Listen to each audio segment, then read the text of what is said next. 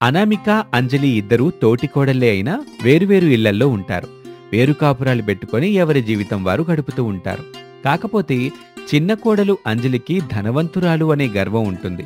అనామిక పేదది కావటంతో చిన్నా చితకా పనులు చేసుకుంటూ బ్రతుకుతూ ఉంటుంది. ఇక వినాయక చవితి పండుగ రావటంతో ఇద్దరి ఇళ్లల్లోనూ సందడి నెలకొంటుంది. ఏవండి, ఈసారి మనం వినాయక చవితి వేడుకలు ఘనంగా చేసుకోవాలి. వినాయక విగ్రహాన్ని ప్రతిష్ఠించి మన ఇంటి ముందు పూజలు చెయ్యాలండి. అరే అంజలి, నువ్వు చెప్పినట్టే చేద్దాం. కానీ డబ్బులు మాత్రం వృధా చేయటం నాకు ఇష్టం లేదు. ఇలా పండుగల పేరుతో చాలామంది డబ్బుల్ని నాశనం చేస్తూ ఉంటారు. ఆ డబ్బులతో పేదవారికి అన్నం పెట్టినా బాగుంటుంది కదా. అబ్బబ్బా, మొదలెట్టారా ఇంకా? ఎన్నిసార్లు చెప్పాలండి మీకు? ఈ పండగ ఏడాదికొక్కసారే కదా చేసుకుంటాం. మీరలా మాట్లాడితే ఎలా? ఎప్పుడు చూసినా అపశకునపు మాటలే మాట్లాడతారు మీరు. సరే, నీ ఇష్టం అంజలి. నేను మన మంచికి చెప్పాను. నాకు తెలుసులేండి, నేనేం డబ్బులు ఎక్కువగా ఖర్చు పెట్టనులే. అయితే ఓ పని చేద్దాం. ఈ వినాయక చవితికి మనం చందాలు వసూలు చేద్దాం. వచ్చిన డబ్బులకి ఇంకాస్త డబ్బులు పోగు చేసి మనం వినాయక విగ్రహాన్ని ఏర్పాటు చేద్దాం అయితే పదండి, ఇప్పుడే వెళ్లి చందాలు అడుగుదాం అంటూ అంజలి, అరుణ్ ఇద్దరూ వినాయక చందా అడుగుదామని బయలుదేరుతూ ఉంటారు. అప్పుడే అక్కడికి అంజలి అత్తగారు శారద వస్తుంది. అంజలి చేస్తున్న పనిని చూసి, ఏంటమ్మా నువ్వు ఇలా ముష్టెత్తుకోవటమేంటి? మనకి డబ్బులు లేవా? అలా ఇంటింటికి వెళ్లి అడగటం ఏం బావుంటుంది చెప్పు? ఒరేయ్ అరుణో, నువ్వైనా చెప్పాలిగా. నీ భార్య అలా చేస్తుంటే నువ్వు చూస్తూ ఊరుకున్నావు. అది కాదమ్మా, అది అది అది లేదు ఇది లేదు. ఏమ్మా అంజలి, మన స్థాయికి తగ్గట్టు వినాయక చవితి జరిపించాలి. ఎవడి దయాదాక్షిణ్యాలు మనకు అవసరం లేదు. నేను కూడా అదే అనుకున్నానత్తయ్యా, కాని ఈయనే చందాలడుగుదామని చెప్పారు. ఏంట్రా, అలా ఎవరైనా చేస్తారా? అలా శారద తన కొడుకు అరుణ్ణి తిడుతుంది. ఇక మరోవైపు అనామిక వినాయక చవితి పండుగ ఎలా చెయ్యాలా అని ఆలోచిస్తూ ఉంటుంది. ఇంతలో అక్కడికి అనామిక భర్త రమేష్ వస్తాడు. ఏంటనామిక, అలా ఆలోచిస్తున్నావేంటి? అది కాదండి, అందరూ వినాయక చవితి పండుగ చేసుకుందామని ఏవేవో చేస్తున్నారు. కానీ నాకు మాత్రం ఏం చేయాలో అర్థం కావట్లేదు. ఓ సంతేనా, మనం కూడా వినాయక విగ్రహం పెడదాం. మన దగ్గర అన్ని డబ్బులు ఉండాలి కదండి. పోనీ అప్పు తీసుకుందాం. అయ్యో, అప్పా! ప్రతి మనిషి అప్పులు చేయాలని అనుకోరు. కానీ ఆ మనిషికి ఒక ఆశ పుడుతుంది. ఆ ఆశే అప్పు చేసేలా చేస్తుంది. కానీ ఆ అప్పు తీరుస్తున్న సమయంలో అలాంటి ఆశలు చాలానే చంపుకోవాల్సొస్తుంది. అందుకే అప్పుకి దూరంగా ఉండటం ఎంతో మంచిది. ఈ మాటలకేం తక్కువ లేదు. అవ్వ కావాలి బువ్వ కావాలి అంటే ఎలా? వినాయక విగ్రహం పెట్టుకోవాలంటే కాస్తైనా డబ్బులు చేతిలో ఉండాలి కదా. అవేవీ అవసరం లేదండి. నేను మట్టి వినాయకుణ్ణి పెట్టే పూజ చేస్తాను. మన స్తోమతకి తగినట్టు పూజ చేద్దాం. అలా అనామిక మట్టి గణపతిని ఏర్పాటు చేసుకోవాలి అనుకుంటుంది. ఇక పండుగ వాతావరణం ప్రారంభమవుతుంది. అంజలి మట్టి ముద్రల సాయంతో చేసిన వినాయకుణ్ణి తన ఇంటి ముందు ఏర్పాటు చేసి పూజలు చేస్తూ ఉంటుంది. మరోవైపు పక్కింటి ముందు అనామిక తన మట్టి వినాయకుడి విగ్రహాన్ని సిద్ధం చేస్తుంది. అమ్మా అంజలి, అదిగో చూసావా? నీ తోడికోడలు అనామిక ఏం చేస్తుందో చూడు. చూశానత్తయ్యా, నాకైతే నవ్వొస్తుంది. మట్టితో వినాయకుణ్ణి చేసి పూజిస్తే మాత్రం అది పూజలా అవుతుంది చెప్పండి? మనం చూసారా, కొబ్బరి మట్టలతో పందిరి వేశాం. అలాగే మన వినాయకుడు ప్రకాశించేలా కనిపించేందుకు దీపాలు ఏర్పాటు చేశాం. మనలాంటి గొప్పింటి వాళ్లకు ఆ దేవుడు కరుణ చూపిస్తాడమ్మా. నువ్వెప్పుడైనా గమనించావా? పేదవాళ్లకే ఆరోగ్యం చెడిపోతుంది. ఆస్పత్రుల చుట్టూ తిరుగుతుంటారు.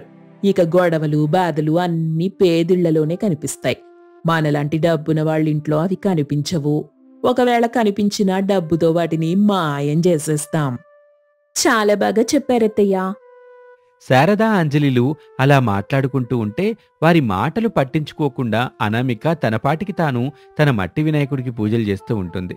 ఇక ఊళ్ళోని జనాలంతా ఒక్కొక్కరుగా అక్కడికి రావటం మొదలవుతుంది. అలా ఆ రోజు రాత్రవుతుంది. విద్యుత్ దీపాల మధ్య అంజలి ఏర్పాటు చేసిన వినాయకుడు వెలిగిపోతూ ఉంటాడు. అది చూసిన అనామిక భర్త రమేష్ బాధపడుతూ ఉంటాడు. నేను ముందే చెప్పాను కదా అనామిక, చేసుకుంటే పండుగ అలా చేసుకోవాలి, మనలో కాదు. మన ఇంటి ముందు మట్టి వినాయకుని పెట్టావు సరే, అక్కడ చీకట్లో విగ్రహం ఎలా ఉందో చూడు. నాకన్నా నా తమ్ముడు చాలా గొప్పగా పండగ చేసుకుంటూ ఉన్నాడు. మా అమ్మ దగ్గరుండి వారి చేత పండగ చేయిస్తుంది. చూడండి, మీరేం బాధపడకండి. భక్తితో ప్రేమతో ఒక్క దీపం పెట్టినా చాలండి అంటూ అనామిక తన మట్టి వినాయకుడు ముందు దీపం పెడుతుంది. ఆ దీపపు వెలుగులో తన మట్టి వినాయకుడు చాలా అందంగా కనిపిస్తాడు. చూసారా నా మట్టి వినాయకుడు ఎంత అందంగా ఉన్నాడో? చాలా బాగున్నాడు కదా. బావుంటే మాత్రం ఏం చేస్తాం? మన వినాయకుడి దగ్గరికి ఎవ్వరూ రావటం లేదు. అక్కడ చూడు, అందరూ ఆ వినాయకుడి దగ్గరికి వెళ్లి పూజలు చేస్తున్నారు. డీజే శబ్దాలు దద్దరిల్లిపోతున్నాయి. కుర్రాళ్ళంతా అక్కడే ఆడుతున్నారు. ఆహా, పండగంటే అది గదా. నేను ముందే చెప్పాను నీకు, కావాలంటే అప్పు పెట్టైనా డబ్బులు తీసుకొస్తాను అని.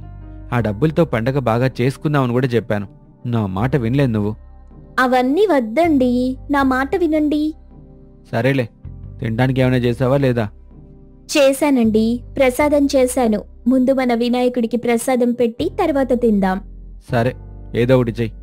అలా అనామిక తన మట్టి వినాయకుడికి ప్రసాదాలు పెడుతుంది. ఆ తర్వాత తన భర్తకు వడ్డిస్తుంది. ఇక అప్పుడే అక్కడికి అంజలి వస్తుంది. అక్కా అక్క, నీతో మాట్లాడ్డానికి వచ్చాను. చెప్పంజలి. మరేం లేదు, మా ఇంటి దగ్గర అందరికీ భోజనాలు పెడుతున్నాం. మీరు కూడా వచ్చి తింటే బాగుంటుంది. అలాగే అంజలి, వచ్చి తింటాంలే. మర్చిపోకుండా రావాలక్కా. అసలే మీరు సరిగ్గా భోజనం చేసి ఎన్ని రోజులైందో ఏంటో. ఈ పూటైనా కడుపు నిండా తింటే బాగుంటుంది. బావగారికిష్టమైన లడ్డూలు కూడా ఇస్తున్నాం. వచ్చి తిని వెళ్ళండి అంటూ అంజలి చెప్పి వెళ్తుంది. అంజలి మాటలు విని రమేష్, అనామిక ఇద్దరూ బాధపడతారు. నేనేమీ ఉద్యోగం చేయటం లేదు, సరిగా సంపాదన లేదు. అందుకే నన్ను ఆ ఇంట్లో ఉండనివ్వటం లేదు. నాకన్నా చిన్నవాడు బాగా సంపాదిస్తున్నాడు. వాడి భార్య ధనవంతురాలు. ఆ గర్వమే వాళ్ళని ఇలా చేస్తుంది. ఇంటికొచ్చి మరీ మనల్ని ఇలా అవమానించడం ఏంటనామిక? నేను భరించలేకపోతున్నాను. చూడండి, ప్రతిరోజు ఒకేలా ఉండదు. పడ్డవాడెప్పుడూ చెడ్డవాడు కాదు. మనకంటూ ఒక రోజు వస్తుంది కదా, అప్పటి వరకు సహనంతో ఉండాలి. అలా అనామిక తన భర్తకు నచ్చజెప్తుంది. ఇక ఆ రాత్రంతా అంజలి ఇంటి ముందు కుర్రాళ్ళు ఆడుతూ పాడుతూ ఉంటారు. పిల్లలైతే కేరింతలు కొడుతూ ఉంటారు. పెద్దవాళ్లంతా హుషారుగా వాళ్ళని చూస్తూ ఉంటారు. వాళ్ళని చూసి శారద చాలా సంతోషిస్తుంది. అమ్మా అంజలి, చూసావా? పండగంటే ఇలా చెయ్యాలి. ఇదే కదా మనకు కావలసింది. అత్తయ్యా, మీ పెద్ద కోడల్ని భోజనానికి పిలిచాను, రాలేదు. వాళ్ళింటి ముందు ఏదో ఆ మట్టి విగ్రహాన్ని పెట్టి పూజ చేస్తున్నారు. వాళ్లలా పంతంతో ఉండటం అవసరమా చెప్పండి? చింత చచ్చినా పులుపు చావలేదంట. అలా ఉంది ఆ అనామిక పరిస్థితి. పేదరికంలో బ్రతుకుతున్నా వాళ్ళకి బుద్ధి రావటం లేదు. అలా అంజలి శారదలు మాట్లాడుకుంటూ ఉండగా ఒక్కసారిగా వర్షం కురుస్తుంది. విపరీతమైన గాలులు వీస్తాయి. ఉరుములు మెరుపులతో కూడిన వర్షం కురవటంతో అంజలి ఇంటి ముందు ఏర్పాటు చేసినవన్నీ చెల్లాచెదరైపోతాయి. మరోవైపు అనామిక తన ఇంటి ముందున్న మట్టి వినాయకుని తీసుకుని ఇంట్లోకి వెళ్ళిపోతుంది. అంజలి మాత్రం ఆ పని చేయలేదు. ఆ రాత్రంతా అలా వర్షం కురుస్తూనే ఉంటుంది. మరుసటి రోజు అంజలి ఇంటికి ఆ ఊరి సర్పంచ్ రామయ్య వచ్చి చూసేసరికి అక్కడ వినాయకుడి విగ్రహం కనిపించదు. అరే శారదమ్మ, ఎంత పని జరిగింది! వర్షం కురుస్తుంటే మీరింట్లో దుప్పటి కప్పుకుని నిద్రపోయారా ఏంటి? వినాయకుడు మొత్తం వర్షానికి దడిసిపోయాడు, కరిగిపోయాడు. ఇలా జరగటం ఎంత పాపమో తెలుసా? ఇప్పుడేం చేద్దాం రామయ్య? ఇలా జరుగుతుందని మేము అనుకోలేదు కదా. విగ్రహం పెట్టడమే కాదు, దాన్ని నిమజ్జనం చెయ్యాలి. అలా చేస్తేనే పూజ పరిపూర్ణమైనట్లు. మీరు భక్తితో పూజ చేసినట్టుగా లేదు, ఏదో వినాయక చవితి చేశామంటే చేశామన్నట్టుగా వ్యవహరించారు. ఇప్పుడు చూడండి ఎంత పని జరిగిందో. ఇలా చేయటం పాపం. ఇప్పుడు నిమజ్జనం ఎలా చేస్తారు? అయ్యో, ఇప్పటికిప్పుడు విగ్రహం కూడా దొరకదు కదా. అసలే చాలా డబ్బులు పెట్టి వినాయక విగ్రహాన్ని ఏర్పాటు చేశాం. ఇప్పుడిలా జరుగుతుందనుకోలేదు. అలా అమాయకంగా మాట్లాడితే ఎలాగమ్మా? ఊరంతా మిమ్మల్ని తిట్టుకుంటున్నారు. దేవుడి విషయంలో కూడా ఇలా బద్ధకంగా ఉంటే ఎలా? అంటూ రామయ్యతో పాటు ఊరి జనమంతా అంజలి, శారదల్ని తిడుతూ ఉంటారు. ఊరి జనం మాటలకి అంజలి అయితే బాధపడుతూ కన్నీళ్లు పెట్టుకుంటూ ఉంటుంది. వారిని కాస్త దూరం నుంచి గమనిస్తూ ఉంటుంది అనామిక. ఇక వెంటనే తన ఇంటి వద్ద ఉన్న మట్టి వినాయక విగ్రహాన్ని తీసుకుని అక్కడికి వెళ్తుంది. ఇదిగోండి రామయ్య గారు, భక్తి అనేది దేవుడికి మనుషులకు మధ్య ఉన్న బంధం. అలాంటి దాన్ని మీరు దేనితోనూ కొలవలేరు. ఇదిగోండి విగ్రహం. ఈ విగ్రహాన్ని నిమజ్జనం చెయ్యండి. ఆ ఇల్లు ఈ ఇల్లు ఒకటి కాదు, మేమంతా ఒకే కుటుంబం. మా వినాయకుడు కూడా ఇప్పుడు ఒక్కడే. సరేనమ్మా, ఈ మట్టి వినాయకుడిని ఊరేగించి నిమజ్జనం చేద్దాం. అలా రామయ్య చెప్పటంతో అంజలి, శారదలు సంతోషిస్తారు. ఇక అక్కడి నుంచి వెళ్తున్న అనామిక చేతులు పట్టుకుంటుంది అంజలి. అక్కా, నిన్ను చాలా బాధ పెట్టాను, క్షమించక్కా. చూడంజలి, మనుషులు చూసినట్టుగా భగవంతుడు అందర్నీ వేరువేరుగా చూడడు. భక్తితో మనస్ఫూర్తిగా ఆయన్ని స్మరిస్తే చాలు, ఆపదలో ఉన్న వాళ్ళకి సాయం చేస్తాడు. నువ్వు ఎలాంటి విగ్రహం పెట్టినా, నేను మట్టి వినాయకుణ్ణి పెట్టినా అవి రెండూ కలవాల్సింది మట్టిలోనే కదా. అలాగే మనం కూడా ఎలా బ్రతికినా చివరికి కలవాల్సింది మట్టిలోనే. ఇంత చిన్న జీవితంలో అసూయ, ద్వేషాలు, తారతమ్యాలు ఎందుకు? బతికినంతకాలం భక్తిభావంతో సంతోషంగా బ్రతకాలని చెప్పటమే మన పండుగల ముఖ్య ఉద్దేశం. ఇకనైనా నీలో మార్పు వస్తుందనుకుంటున్నాను. అలా అనామిక తన తోటికోడలు అంజలికి మంచి మాటలు చెప్పి మట్టి గణపయ్యకు నమస్కారం చేసి ఇంటికి వెళ్తుంది. అందరూ ఆ మట్టి వినాయకుడికి నమస్కారం చేసి ముందుకు సాగుతారు. ఇది వాల్టి కథ. మరొక ఆసక్తికర కథలో మళ్ళీ కలుద్దాం. నమస్తే. ప్రసాద్ చెట్టు కింద మంచంపై కునుకు తీస్తూ ఉంటాడు. గురకపెట్టి నిద్రపోతున్న ప్రసాద్పై బిందెడు నీళ్లు పోస్తుంది శారద. టక్కున నిద్రలేచిన ప్రసాదు, ఓసేయ్, ఏమైంది నీకు? దెయ్యమేమన్నా బట్టిందా ఏంటి? నిద్రపోతున్నాను గదే, అలా నీళ్లు పోస్తావేంటి? మధ్యాహ్నంగా వస్తుంది, ఇంకా మొద్దు నిద్రేంటి? ఎన్నిసార్లు చెప్పాలి మీకు? పదే పదే చెప్తున్నా వినిపించుకోరా? లేచి పనికొచ్చే పని చేద్దామని లేదా మీకు? నీ దుంపదేగా, మాడిపోయిన ఆ మొహం వేసుకుని పొద్దునే ఇలా చేస్తావేంటే? నిద్రలేచి ఏం వెలగబెట్టాలి నేను? ఏదో హాయిగా ఈ చెట్టు కింద నిద్రపోతుంటే లేపాలని నీకెట్టా అనిపిస్తుందే? మీరిలా తయారవ్వడానికి కారణం ఈ చెట్టే. ఇంటి దగ్గర ఈ చెట్టు ఉండటం వల్ల దీని కింద పడుకొని నిద్రపోవటం అలవాటు చేసుకున్నారు. ఇప్పుడు నిద్రపోవటం తప్ప ఇంకేం చెయ్యట్లేదు. ఇక చాలేవే, పొద్దున్నే నీ తెట్ల సుప్రభాతం ఎన్లాగా చేస్తున్నాను. లేచి ఇంట్లోకి తగలడండి అంటూ శారద కోపంగా ఇంట్లోకి వెళ్తుంది. శారద వెళ్ళిన తర్వాత ప్రసాద్ నిద్రలేచి ఇంట్లోకి వెళ్తాడు. వెళ్ళగానే తన కోడలు అనామిక, మావయ్య, ఇవాళ ఏం కూరొండమంటారు? బయట చూస్తేనేమో వర్షం వచ్చేలా ఉంది. ఆ వర్షంలో వేడివేడిగా చేపల కూర తింటే బాగుంటుందని అనిపిస్తుందమ్మా. అదే చెయ్యాలని లేదు, నువ్వే చేసినది వింటాను. ఇక అయ్యగారికి ఏమేం కావాలో అన్నీ సిద్ధం చేసి పెట్టమ్మా. సిద్ధం చేసి పెట్టు. తినడం తప్ప అయ్యగారికి ఇంకేం వచ్చు చెప్పు? నీలాంటి కోడలుంటే అలాంటి వాళ్ళు ఇంకా బద్ధకంగా తయారవుతారు. అలా శారద అనేసరికి ప్రసాద్ అక్కడి నుంచి వెళ్ళిపోతాడు. అనామిక మెల్లగా వంటగదిలోకి వెళ్లి వంటలు చేస్తూ ఉంటుంది. ఇక అప్పుడే వర్షం కురవటం మొదలవుతుంది. ఉద్యోగానికి వెళ్లిన రమేష్ ఇంటికొస్తాడు.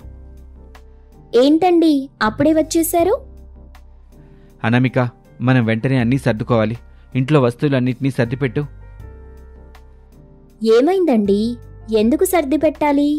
ఏం జరిగింది? ఏమైంది బాబు? ఎవరితోనైనా గొడవ పడ్డావా? చెప్పండి, అలాంటిదేమైనా జరిగిందా? గొడవ పడ్డారా?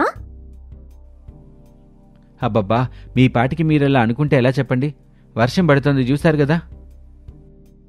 అవును, అది మామూలు వర్షమే కదా, రేపటికి తగ్గిపోతుంది లేరా? కాదమ్మా, కాదు, అది తుఫానంట. భారీ వర్షాలు పడతాయంట. మా ఆఫీస్లో చెప్పారు. అందుకే మాకు సెలవులు కూడా ఇచ్చేశారు. ఇంట్లో వాళ్ళంతా జాగ్రత్తగా ఉండాలని ప్రభుత్వం కూడా ప్రకటన చేసింది. అందుకే అన్నీ సర్దుకొని ఎక్కడికైనా వెళ్దాం. ఈ వర్షం తగ్గిన తర్వాత మళ్ళీ ఇక్కడికే వచ్చేద్దాం అనామిక. ఇప్పటికిప్పుడు ఎక్కడికి వెళ్తాన్రా? వర్షానికి భయపడి ఇల్లొదిలి వెళ్ళిపోతామా చెప్పు? ఏవండి, మీరేదేదో ఆలోచించి బాధపడుతున్నారు. నా మాట వినండి. మీరు భయపడేటట్టు ఏం జరగదు. అయినా ఇప్పటికిప్పుడు ఎక్కడికని వెళ్తాన్రా? అనామిక వాళ్ళ ఇంటికి వెళ్దాం. ఈ వర్షాలు తగ్గిన తర్వాత మన ఇంటికి వచ్చేద్దాం. సరే, ముందైతే ఒకరోజు మన ఇంటి దగ్గరే ఉండి చూద్దాం. భారీ వర్షాలు పడినట్టయితే ఇక్కడ నుండి వెళ్దాంలే. అలా శారద తన కొడుకు రమేష్కి చెప్తుంది. ఇక అనామిక కూడా ఏమీ మాట్లాడకుండా అలా ఉండిపోతుంది. ఆ రోజంతా వర్షం కురవటం వల్ల ఇంట్లోకి వర్షపు నీరొచ్చేస్తుంది.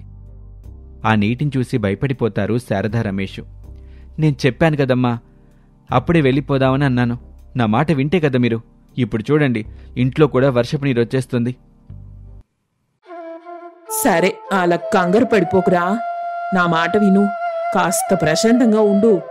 ఏం చేద్దామో ఆలోచిద్దాం. ఇంతకీ మీ నాన్నెక్కడా? చాలాసేపటి నుండి ఆయన కనిపించటం లేదే.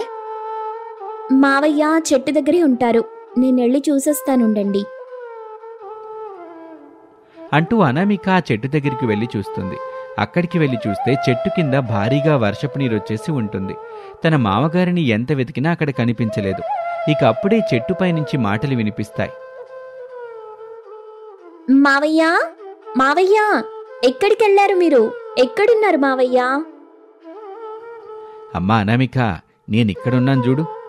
ఇదిగో ఇక్కడ ఈ చెట్టు పైన కొమ్మలో ఉన్నాను తల్లి, కనిపించానా? ఎక్కడ మావయ్యా? ఇదిగోనమ్మా, ఈ చెట్టు కొమ్మపై పడుకున్నాను చూడు. అలా ప్రసాద్ అనగానే పైకి చూస్తుంది అనామిక. అక్కడ ప్రసాద్ గోపాలకృష్ణుల్లాగా పడుకోనుంటాడు. ప్రసాద్ని చూసి అనామిక ఆశ్చర్యపోతుంది. అవతల అత్తయ్య మిమ్మల్ని అరుస్తుంది మావయ్య. మన ఇంట్లోకి వర్షపు నీళ్ళొచ్చేశాయి. మనం వెంటనే ఇంట్లో నుండి వెళ్ళిపోవాలని మా ఆయన అంటున్నారు. మీరు తొందరగా రండి. ఇదిగోనమ్మా వస్తున్నాను అంటూ ప్రసాద్ చెట్టుపై నుంచి నిచ్చెన సహాయంతో కిందకొచ్చేస్తాడు. అలా ప్రసాద్ రావటం చూసి అనామికకి ఒక చక్కటి ఆలోచన వస్తుంది. వెంటనే తన అత్తయ్య దగ్గరికి వెళ్తుంది. ఏంటమ్మా, ఈ మనిషి ఎక్కడున్నాడో చూసావా? తొందరగా రమ్మని చెప్పమ్మా. మనం తొందరగా ఇక్కడి నుండి వెళ్ళిపోవాలి. అత్తయ్య, మనం వెళ్లాల్సిన అవసరం లేదు. మనం ఇక్కడే ఉందాం. ఏంటనామిక, నీకేమైనా పిచ్చా? చూసావు కదా, ఇంట్లోకి నీళ్ళొచ్చేశాయి. కాసేపటి తర్వాత వరదలొచ్చేస్తాయి. ఆ తర్వాత మనం వరదల్లో కొట్టుకుపోవడం ఖాయం. మన ప్రాణాలు కాపాడుకోవాలి కదా. మనమైతే ఏదో ఒకలా బ్రతికిపోతాం. కానీ అమ్మా నాన్నలకే వయసైపోయింది. ఈ సమయంలో వాళ్ళు ఇల్లు దాటి బయటకు వెళ్లాలంటేనే భయపడిపోతారు. అలాంటిది తమను తాము ఎలా కాపాడుకోగలుగుతారు చెప్పు? మనం ఇక్కడే ఉందామండి. ఎక్కడికి పోవాల్సిన పని లేదు. అదిగో చూశారు కదా, మన ఇంటి దగ్గర ఆ పెద్ద చెట్టుని. ఆ చెట్టుంటే ఏంటటిప్పుడు? శారదలా అడుగుతూ ఉండగా అక్కడికి ప్రసాద్ వస్తాడు. వర్షం అంతలా పడుతున్నా ఒక్క చినుకు కూడా ప్రసాద్పై పడకపోవటాన్ని శారద గమనిస్తుంది. ఏంటండి మీరు ఇంతసేపు ఏ ఇంట్లో ఉన్నారు? ఇంట్లో ఉండటమేంటే, అదిగో మన చెట్టుపైనే ఉన్నాను. అనామిక వస్తేను లేచొస్తున్నా. ఆ చెట్టు కొమ్మపై నిద్రపోతే ఎంత హాయిగుందో తెలుసా? నేను చెప్పేది కూడా అదే అత్తయ్యా. మనం ఈ ఇంటి నుండి ఎక్కడికి వెళ్లాల్సిన పని లేదు. ఆ చెట్టు కొమ్మలపై మనం ఉండడానికి ఇంటిని కట్టుకుందాం. చెక్కలతో ఆ ఇంటిని చెయ్యొచ్చు. అది అయ్యే పనేనా అనామిక? అలా చెయ్యొచ్చా? చెయ్యొచ్చత్తయ్యా. ఏవండి, మీరిల్లు కట్టుకోవడానికి కావలసిన చెక్కలు తీసుకురండి. అదిగో ఆ నిచ్చెన సాయంతో నేనిల్లు కట్టేస్తాను. వారెవ్వా అనామిక, నువ్వు భలేగా ఆలోచించావమ్మా. నేను నీకు సాయం చేస్తాను. వెంటనే మనం మన ఇంటిని సిద్ధం చేసుకుందాం. అలా ప్రసాదు రమేషు సహాయం చేస్తుంటే అనామిక ఆ చెట్టు కొమ్మలపై ఇంటిని కట్టడం మొదలుపెడుతుంది. ఇక పడుకోవటానికి ఒక గదిని, దాని కింద వంట చేయటానికి మరొక గదిని సిద్ధం చేస్తుంది అనామిక. అది చూసి శారద ఆశ్చర్యపోతుంది. రమేష్ అయితే ఉబ్బి తబ్బిబ్బైపోతాడు. అరే అనామిక, అద్దరగొట్టేసావు తెలుసా? నిజంగా నువ్వు చాలా తెలివైన దానివి. నీలాంటి తెలివైన భార్య ఉండటం నా అదృష్టం. ఏమేవు శారదా, అలా చూడు, అందరూ వరద నీటిలో నడుస్తూ వెళ్తున్నారు. భారీ వర్షానికి చాలా ఇల్లు మునిగిపోయినాయి. వాళ్ళకంటే మనమే ఎంతో కొంత నయం అనిపిస్తుంది. అవునండి, మన కోడలి వల్ల మనకు ఆ కర్మ రాలేదు. లేకుంటే వాళ్లలా ఈదుకుంటూ వెళ్లాల్సొచ్చుండేది. అమ్మా అనామిక, ఇక మన కొత్త ఇంట్లోకి వెళ్దామా? వెళ్దాం పదండి. అలా అనామిక, శారద, ప్రసాదు, రమేషు తమకు కావాల్సిన వస్తువులన్నిటినీ తీసుకుని ఆ చెట్టు కొమ్మలపై సిద్ధం చేసిన ఇంట్లోకి వెళ్తారు. అక్కడికి వెళ్ళిన తర్వాత ఊరు మొత్తం కనిపిస్తూ ఉంటుంది వాళ్ళకి. అమ్మా, మన ఊరు పూర్తిగా మునిగిపోయినట్టుంది. ఈ వర్షం ఇంకా పడుతుంది. పాపం ఎంతమంది ఇబ్బంది పడుతున్నారో ఏంటో. అమ్మా అనామిక, అదిగో ఆ కూరగాయలమ్మే పద్మ వెళ్తోంది చూడు. మనకి కావలసిన కూరగాయలు తీసుకురా. అలాగే అత్తయ్యా అంటూ అనామిక నిచ్చెన సహాయంతో కిందకు వెళ్లి పద్మ దగ్గర కూరగాయలు తీసుకొస్తుంది. వాటితో చెట్టుపై ఉన్న ఇంట్లో కూరలు వండటం మొదలు పెడుతుంది. వారిని చూసి కూరగాయలమ్మే పద్మ, ఆహా, తెలివైన పనే. చాలా బాగా ఆలోచించారమ్మా. ఇక మీకే ఇబ్బంది ఉండదు. ఆ చెట్టుపైనే హాయిగా ఉండొచ్చు. ఓసై పద్మా, అలా దిష్టి పెట్టకే. ఇంతకీ ఇలా చేసిందెవరమ్మా? ఎవరికొచ్చింది ఈ ఆలోచన? ఇంకెవరికొస్తుంది? మా కోడలికే ఈ తెలివైన ఆలోచన వచ్చింది. మావంతా మట్టి బుర్రలే. మా ఆవిడ శారదైతే మట్టి కాదు, బూడిద బుర్ర. చాలు, ఇంకా ఆపండి. ఏమే పద్మ, ఊళ్ళో అందరికీ ఈ విషయం చెప్పు. మాలాగా వాళ్ళు కూడా చెట్టుపై ఇల్లు కట్టుకొని ఉంటారేమో. ఇలాంటి పెద్ద పెద్ద చెట్లు మన ఊళ్ళో ఎక్కువగా లేవు కదమ్మా. మీ ఇంట్లో తప్ప ఇంకెక్కడా లేదు. ఈ చెట్టుని కాపాడుకుంటూ వచ్చారు. ఇప్పుడు ఈ చెట్టే మిమ్మల్ని కాపాడింది. అదే చెట్టు చేసే త్యాగం. ఒక పూట కుక్కకి అన్నం పెట్టినా అది మనం చచ్చే వరకు మనతోనే విశ్వాసంగా ఉంటుంది. అలాగే ఒక చెట్టుని పెంచితే ఆ చెట్టు చచ్చిపోయినా దాని వేర్లు సైతం మనకి సాయం చేయాలని తపన పడతాయి. చెట్టుకున్న గొప్ప గుణం అదే కదా. ఇతరులకి హాని చెయ్యనిదేదైనా ఉందంటే అది చెట్టు మాత్రమే. అబ్బబ్బా, భలే చెప్పారమ్మా. అందుకే మిమ్మల్ని తెలివైనది అనేది. కనీసం మీరు చేసిన పని చూసైనా ఇకపై ఈ ఊళ్ళో అందరూ మొక్కలు నాటి పెంచుతారేమో చూడాలి. సరే సరే, సమయానికి వచ్చావు. భోంచేసి వెళ్దూరా పద్మా. రా పద్మా, కాస్త తినేసి వెళ్దువు. లేదమ్మా, వర్షం పడుతూనే ఉంది కదా. ఈ వర్షంలోనే వ్యాపారం బాగా జరుగుతుంది. అందరూ ఇళ్లలోనే ఉంటారు. కూరగాయల కోసం ఎదురు చూస్తుంటారు. నేనెళ్ళాలి. అలా పద్మ అక్కడి నుంచి వెళ్తుంది. ఇక అనామిక అయితే పద్మ దగ్గర తీసుకున్న కూరగాయలతో చెట్టుపై ఉన్న ఇంట్లో కూరలు చేసి అందరికీ భోజనం చేసి వడ్డిస్తుంది. అందరూ కూర్చొని అన్నం తింటారు. వర్షం పడుతున్నా కూడా వాళ్ళంతా ఆ చెట్టుపై ఇంట్లో ఉంటూ హాయిగా తింటూ ఉంటారు. నిజంగా నీలాంటి కోడలున్నందుకు నాకు గర్వంగా ఉందా అనామిక? అత్తయ్యా, నేనేం చెయ్యలేదు. ఒక అత్యవసర సమయంలో మంచి నిర్ణయం తీసుకున్నానంతే. ఇప్పుడు అదే మనల్ని కాపాడింది. శభాష్ అనామిక, నువ్విక్కడుండాల్సిన దానివి కాదు కదా. నువ్వు కలెక్టర్ అవ్వాల్సిన దానివి అసలు. అలా రమేష్ అనగానే అందరూ నవ్వుకుంటారు. ఇక వర్షాలు తగ్గే వరకు ఆ చెట్టుపై ఇంట్లోనే ఉంటూ అనామిక కుటుంబం సంతోషంగా జీవిస్తూ ఉంటుంది. ఇది వాల్టి కథ. మరొక ఆసక్తికర కథలో మళ్ళీ కలుద్దాం. అంతవరకు సెలవు. నమస్తే.